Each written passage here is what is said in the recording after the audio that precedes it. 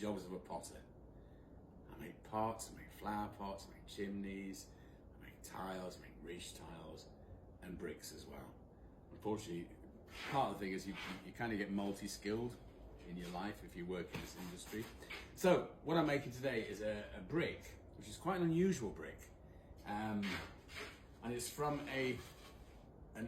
it's a gatehouse for an abbey built in the 1300s. So this is very similar to a Roman brick. We once made some bricks for the Mithras Temple in London. So this is very similar to Roman brick. Roman bricks were maybe usually a bit longer than this, but of a very similar thickness and width as these. The reason why the Romans made such huge bricks, well, they were made by slaves. So it didn't matter how heavy they were, or the sort of the amount of labour that went into them. So one can assume that the abbey probably used local labour, and the fact is it's in Alsby, which is about 6 miles away from here.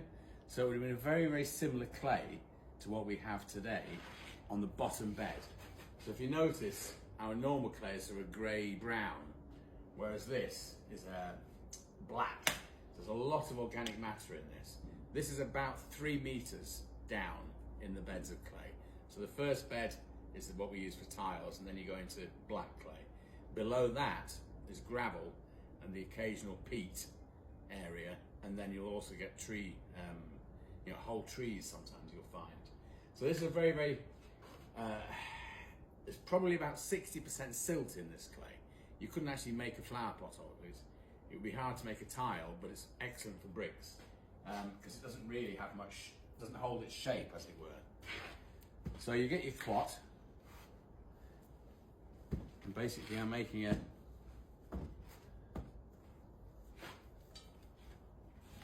and you throw it into your mould.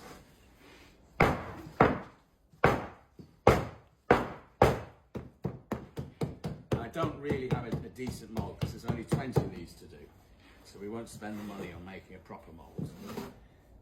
And one of the reasons why we're doing them by hand and with this clay is they want to be as rough as possible, so they fit in with the bricks that are already on site.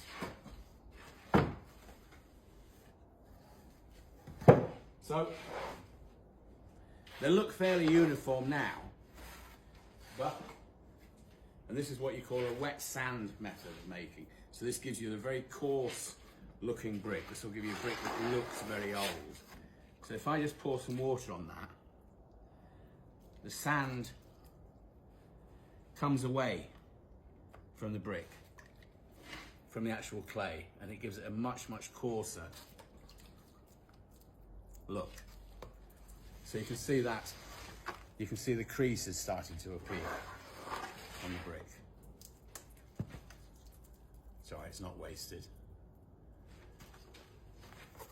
So thankfully I don't have many of these to do. I think there's only about 20 or so for this job. So you get your mould, which has got to be damp. You put your sand in.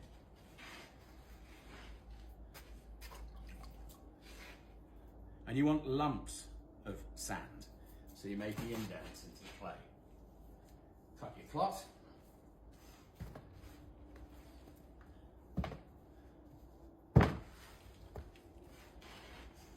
Get a good generous amount of sand on it.